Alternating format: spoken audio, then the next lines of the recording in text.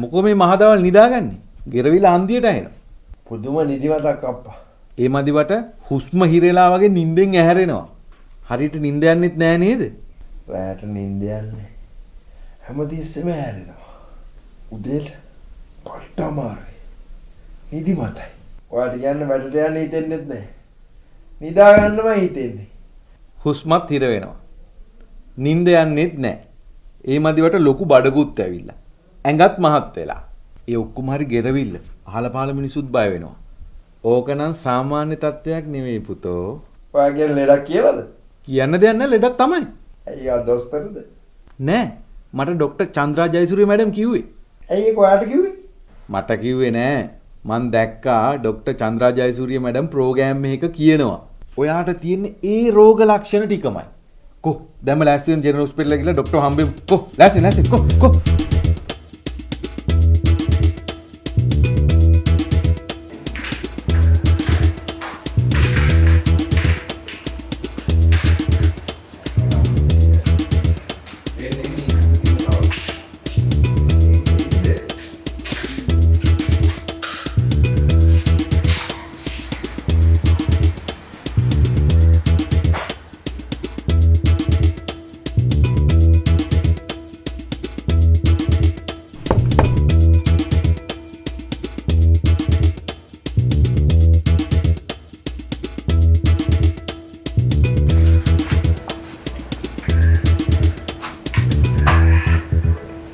මොකද්ද ප්‍රශ්නේ? ડોක්ටර් මට රැට නිින්ද යන්නේ. හැමතිස්සෙම ඇහැරෙනවා. උදේට පට්ට අමාරුයි. නිදිමතයි. වැඩට යන්න හිතෙන්නෙම නැහැ. නිදා ගන්නමයි හිතෙන්නේ ડોක්ටර්. ඔයා නිදා ගන්නකොට හයියෙන් ගොරවනවද? ගොරවනවා විතරක් නෙවෙයි ડોක්ටර්. එක පාටම හුස්ම හිර වෙලා වගේ නැගිටිනවා. පපුව අත ගන්නවා. මං දැකලා බය වුණා. ඒකයි මේ ડોක්ටර් ළඟට එක්කගෙන ආවේ. නිින්දෙන් ගොරවන එක ප්‍රශ්නයක් වෙන්න පුළුවන්. අපි උගුර පරීක්ෂා කරන්න ඕනේ. ඒ වගේම ඔයාව කැමරාවක් දාලත් නාසයයි ඔක්කොම පල්ලෙහාටම බලලා ඊට අමතරව අපි ඔයාව නිින්දෙන් පරීක්ෂා කරන්නත් ඕනේ. මොකද ඔයා ඇහැරිලා කියන දේ නිින්දෙන් වෙනවද කියලාත් බලන්න ඕනේ. නිින්දෙන් පරීක්ෂා කරන්නත් ඕනේ. ඒ ඔක්කොම ටික අපි කරමු. හොඳයි ડોක්ටර්. නිින්දෙන් ගෙරවීම විහිළුවට කාරණයක් වුණාට ඒක ඇත්තටම භයානක රෝගී තත්ත්වයක පෙරනිමිත්තක් වෙන්න පුළුවන්. නිින්දෙන් ගෙරවීම ඇති වෙන්නේ ඉහළ ශ්වසන මාර්ගය. උගුරෙන් උඩට තියෙන ඉහළ ශ්වසන මාර්ගය අවහිරතාවකින් වාතය ගමන් කරනකොට බිත්ති දෙදරීමෙන්. මේ බිත්ති දෙදරීම ඒ රාත්‍රියට විතරක් ඇති වෙන්නේ. දවල්ට කාලයට අපි හැරලා ඉන්නකොට අපේ මස් පිඩු වල දැඩි බවක් තියෙනවා. ඒක නිසා අපිට මේක ඇරලා තියා ගන්න පුළුවන්.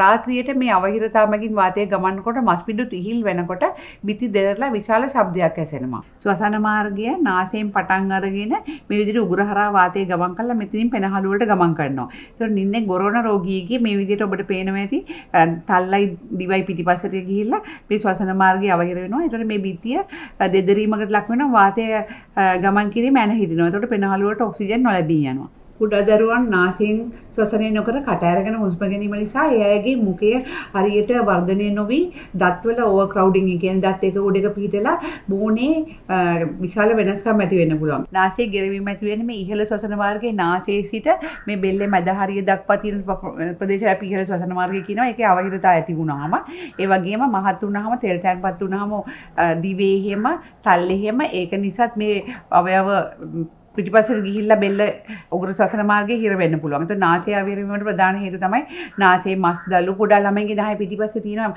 ඇඩිනොයිඩ් කියලා මස් දැල්ලක්. ඒ වගේම මැද බිත්ති නාසාවාරයේ පැත්තකට වෙලා තියෙන්න පුළුවන්. උගුර තියෙන්න පුළුවන් මේ හරිය විශාල වූ සෙන්ගිඩි දෙකක්. ඒ වගේම මේ නිකට කොට වෙන්න පුළුවන්. සමහර අය අපි දැකලා තිනවා ඊටාම නිකටයි බෙල්ලයි එකම ලයින් එකට යන්නේ. ඒ වගේම සමහර අයගේ දිව ඊටා විශාල වෙලා තියෙනවා. ඒක දැනගන්න පුළුවන් අපිට දත්වල දෙපැත්තේ දත් මාක් එක වැටිලා තියෙනවා දිවේ. ඒ වගේම සමහර අය මත්පැන් පාවිච්චි කරනවා, නිදිබෙති බොනවා. ඒ වගේම තයිරොයිඩ් ග්‍රන්ථියේ ක්‍රියාකාරීත්වය අඩුවීමත් ප්‍රධාන වශයෙන් නිින්දෙන් ගෙරවීමට හේතුවක් වෙන්න පුළුවන්. ඉහළ ශ්වසන මාර්ගයේ අවහිර වුණාම පෙනවල වලට වාතය ගමන් කරන එක අඩු වෙනවා. එතකොට ඔක්සිජන් සැපයීම අඩාල වෙනවා. එතකොට අපේ මොළය මේ නින්දාගෙන ඉන්න මනුස්සයා වැහැරවලා නැවතත් ඔක්සිජන් සැපයීම යථා තත්ත්වයටපත් කරනවා. නැවත නිින්ද යනවා. නැවතත් මේ විදිහට වරින් වර මේ ක්‍රියාවලිය සිදු වෙනකොට නිින්දක් හරියට ලැබෙන්නේ නැති නිසා පුද්ගලයාට දිවා කාලයේ නිදිමතක් ඇති වෙනවා. ඒ වගේම මේ ඔක්සිජන් අඩුවීම නිසා ඒ පුද්ගලයාට හෘදයාබාධ, මොළයට රුධිර සැපයීම අඩු වෙලා අංශභාග තත්ත්වය ඇති වෙන්න පුළුවන්. ඒ වගේම සමහර අයට නිින්දෙන් මේ ඔක්සිජන් අඩුවීම කොයිතරම් දුරට සිදු වෙනවද කියන්නේ නොදැනුවත්වම නිින්දෙන්ම මරණය ළඟා වෙන්නත් පුළුවන්. ඒ වගේම දවල්ට තියෙන නිදිමත නිසා රිය පැදවීමේදී නිින්ද කියලා රියා නතුරු වෙන්න පුළුවන්. දියවැඩියාවටත් මේ ඔක්සිජන් අඩුවීම අග්න්‍යාශයේ රුධිර සෛල වලට රුධිර ዋහිනී වලට මේක බලපාලා දියවැඩියා තත්ත්වයකුත් ඇති වෙන්න පුළුවන්. ඒ වගේම ලිංගික බැලහීනතාවයක් ඇති වෙලා ඒ වගේම මේ උගුර දෙදරලා විවාහය දෙදරා යන්න පුළුවන්. මොකද සහකරුට නිදා ගන්න බැරි වුණාම දෙන්න දෙපොලක නිදා ගන්නත් මේක සිද්ධ වෙනවා. බර වැඩිවීම නිසා ගොරවනවා ඇතිවීම වගේම ගොරවීම නිසා හරියට නිින්ද නොයාම නිසා බර වැඩිවීමකුත් එන්න පුළුවන්. සමහර අයට මේ අධික රුධිර පීඩනය නිසා හෘදේවසු ඉදිවීමකුත් වෙන්න පුළුවන්. මානසික අවපීඩනයක් මේ අතරදී සිද්ධ වෙනවා. මොකද දවල්ට හරියට නිදා ගන්න බෑ, රැකියාවට යන්න බෑ, සමුන්ගේ දිනචරියාව සම්පූර්ණයෙන් වෙනස් වෙනවා. ඒ අතරදී මානසික අවපීඩනයකුත් ඇති වෙන්න පුළුවන්. දැන් නිින්දෙන් ගෙරවීමේ අවදානම අපි මුලින්ම දැනගන්න ඕනේ. සමහර අයට කුඩා શબ્දයක් විතරයි එන්නේ. සමහර අයට මේක නිසා අපි කලින් සඳහන් කරපු සංකූලතා ඇති වෙන්න පුළුවන්. ඉතින් අපි කොහොමද මේක හොයාගන්නේ? මුලින්ම අපි රෝගියාගේ ඉතිහාසය ගන්නවා. රෝගියාගේ ඉතිහාසය ගන්නකොට පවුලේ කෙනෙක් ඉන්නෝනේ රෝගියා නිින්දෙන් සිදුවෙන දේ හරියටම දන්නේ නැති ඉන්න. කුඩා දරුවෙක් නම් දෙමාපියන් ඉන්න ඕනේ. ඉතිහාසයේදී අපි බලනවා මෙයාට කොච්චර නිින්ද යනවද, ඒ වගේම මෙයාට වෙන වෙන සංකූලතා දැනටමත් ඇති වෙලා තියෙනවද කියලා. ඊළඟට අපි පරීක්ෂණ කරනවා. පරීක්ෂණ කරනකොට අපි රෝගියාව අවදියෙන් පරීක්ෂා කරනවා. ඒ වගේම නිින්දෙනුත් පරීක්ෂා කරන්න ඕනේ. අවදි වෙලා පරීක්ෂා කරනකොට අපි උගුර බලනවා සායනයේදී. ඒ වගේම නහයෙන් කැමරාවක් දාලා මේ මුළු නාසය ස්වසන මාර්ගය අපි අවදියෙන් පරීක්ෂා කරනවා අවදි වෙලා ඉන්නකොට. ඊට පස්සේ අපි මේ රෝගියාට නිින්දෙන් මොකද වෙන්නේ කියලා බලන්න නිද්‍රා රෝග පරීක්ෂාව කියලා එකක් කරන්න ඕනේ. නිද්‍රා රෝග පරීක්ෂාව අපිට කරන්න පුළුවන් රෝහලේදීත් කරන්න පුළුවන්, නිවසේදීත් කරන්න පුළුවන්. රෝහලේදී කරනකොට වයර් ගොඩාක් සංඛ්‍යාවක්, විශාල සංඛ්‍යාවක් හයි කරලා අපි ගොඩාක් දත්ත ලබා ගන්නවා. ඒක සාමාන්‍ය තමිලාදික පරීක්ෂණයක්. නමුත් නිවසේදී කරන නිද්‍රා රෝග පරීක්ෂාව ඊටාම සරලයි. අපි ඒක කොහොමද කරන්න කියලා ඔබට පෙන්වා දෙන්නම්. මේ මගේ අතේ තියෙන්නේ ඉහළ ශ්වසන මාර්ගය බැලීමට පාවිච්චි කරන උපකරණය. මේකේ කෙළවරේ කැමරාවක් තියෙනවා. අපි මේක නාසයෙන් හිරිවට්ටා නහය ඇතුළෙන් ඇතුළට දාලා අපි බලනවා කොහොමද රෝගියාගේ තල්ල කොටස, දිවේ විශාලත්වය, ඒ වගේම එතනින් පහළට තියෙන ඉහළ ශ්වසන මාර්ගයේ යම් ආයුධිතාවයක් තියෙනවද කියන එක අපිට පරීක්ෂා කරන්න පුළුවන්. ඔයගේ නහය හිරිවට්ටලා තියෙන්නේ මේ කැමරාවෙන් ඔයගේ නහයේ උගුරේ ඉහළ කොටස පරීක්ෂා කරන්න යන්නේ.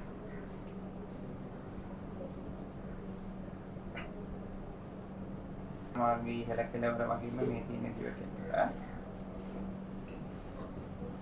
ඔයා හොඳ වෙලාවට ආවේ. ඔයාගේ සෙන්ගෙඩි හොඳටම ලොකුයි.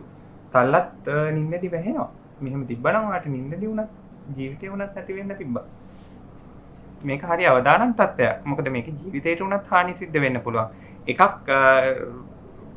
මොළයට ඔක්සිජන් මදවීම නිසා නිින්දේදීම ජීවිතේ නැති වෙන්න පුළුවන්.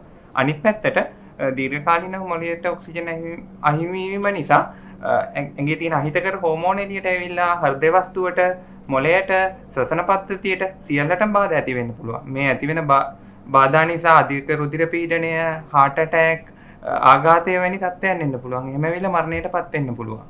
ප්‍රතිකාර කිරීමේදී බලපාන්නේ රෝගයේ බරපතලභාවයයි. රෝගයේ ඊටාම බරපතල නැත්නම් අපිට දිනචර්යාවේ වෙනස්කම් වගේ දේවල් වලින් මේක හොඳ කරගන්න පුළුවන් වෙයි. සමහර අයට සුළු කොටසකට ශල්‍ය කර්ම තියෙනවා. නාසයේ උගුරේ අවහිරතාවයක් අපිට දැනගන්න ලැබුණොත්. CPAP යන්ත්‍රය කියන්නේ මේ අපි පෙනහළු වලට වාතය දැඩි පීඩනයකින් පොම්ප කරන යන්ත්‍රයක්. මේ CPAP යන්ත්‍රය හරහා වාතය පෙනහළු වලට ඇරියහම ශ්වසන මාර්ගයේ වැසීම නවතිනවා. ඒතකොට දෙදරීමත් නවතිලා ශබ්දයක් නවතිනවා. ඒ වගේම ඔක්සිජන් සැපයීම යථා තත්ත්වයටපත් වෙලා රෝගියාට අර දිවා කාලේ තිබෙන සියලුම අපහසුතාව මගහැරෙනවා. ඒ වගේම රෝගියාගේ හෘදයාබාධ, ආඝාතය ඒ වගේ අවදානමත් අඩු වෙනවා. සුව නිින්දක් ලැබීම නිසා අර අපින් කලින් කියපු සංකෘතතාව ඔක්කොම මගහැරී යන්න පුළුවන්. එතකොට ශල්‍ය කර්ම කරන්න පුළුවන් සුළු කොටසකට විතරයි. මොකද නාසයේ ඇදයක්, නාසයේ මස්කලු තිබ්බොත්, නැත්නම් ඇඩිනොයිඩ් මස් දැල්ලා තිබ්බොත්, එහෙමත් නැත්නම් සෙන්ගිරි තිබුණොත් ඒවා ඉවත් කරන්න පුළුවන්. තල්ල අපිට ටිකක් දැඩි කරන්න බවට පත් කරන්න පුළුවන් සුළු සැත්කම් වගේ. දිවේ පරිමාව අඩු කරන්න සැත්කම් තියෙනවා. මේ හැම සැත්කමකින්ම අපිට පුළුවනි රෝගියාගේ අවහිරතාවය අඩු කරන්න. ඊට අමතරව ගෙරවීමේ තත්ත්වයේ ඊටාම බරපතල නැති රෝගීන්ට දිනචර්යාවේ වෙනස්කම් මගිනුත් මේක හොඳ කරගන්න පුළුවන්. දැන් අපි මේ නිද්‍රා රෝග පරීක්ෂාවේදී අපිට බලන්න පුළුවන් මේ රෝගියාගේ ගෙරවීම වැඩියෙන් තියෙන්නේ ඇලවෙලා ඉන්නකොටද පැත්තට හැරුණාමද කියලා. පැත්තට හැරුණාම නිදේ ගෙරවීම හොඳටම අඩුයි නම් ඒ අයට ඉතා සුළු දෙයක් කරන්න තියෙන්නේ පැත්තට හැරලා විතරක් නිදා ගන්න මේ පිටට සාමාන්‍යයෙන් පොඩි කොට්ටයක් වගේ දෙයක් හයි කරන විදිහට අපිට පුළුවන් පැත්තට හැරලා නිදා ගන්න ක්‍රමයක් සකස් කරලා දෙන්න. ඒ වගේම බර අඩු කරගත්තාම ශරීරයේ තරුණ අයට නම් බර අඩු කරගත්ත ගමන්ම ගොරවන එක අඩු වෙනවා. මොකද එතකොට දිවේ පරිමාවත් අඩු වෙනවා, තල්ලේ පරිමාවත් අඩු වෙනවා, බෙල්ලත් අඩු වෙනවා, බඩත් අඩු වෙනවා. මේක මේ හැබැයි හැමදෙනාටම ඩයට් කරලා විතරක් බර අඩු කරගන්න බෑ. සමහර අයට ආමාශය කියන්නේ බඩවැල් වල සැත්කම් කරන්න වෙනවා. මේ ආහාර ගන්න ප්‍රමාණය අඩු කරන්න. ඒ වගේම සාමාන්‍යයෙන් ව්‍යායාම කරාම අපි කියන්නේ ජිම් එකට ගිහිල්ලා එක්සර්සයිස් කරනකොට දුවනකොට ශරීරයේ තෙල් ප්‍රමාණය අඩු කරගන්නගේම මස් පිඩු වල දැඩි බවක් ඇති වෙනවා. මස් පිඩු වල තාණය අඩු වුණාම තමයි මේ දෙදරීම වැඩි වෙන්නේ. ඉතින් ඒකත් අපිට හදා ගන්න පුළුවනි අපි ව්‍යායාම වලින්.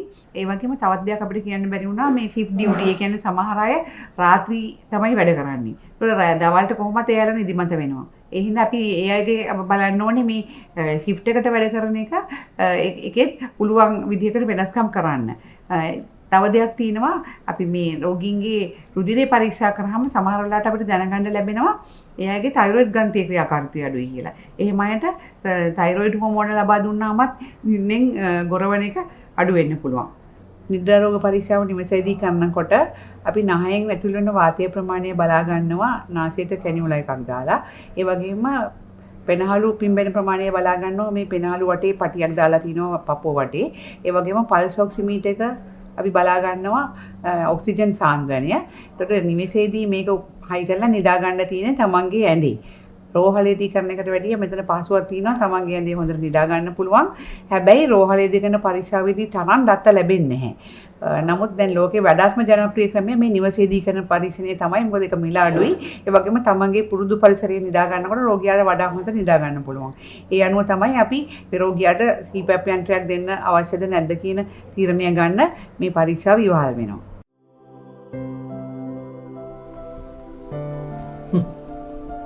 අවුලක් නැහැ නේද? ඔක දිගටම දාන්න ඕනේ.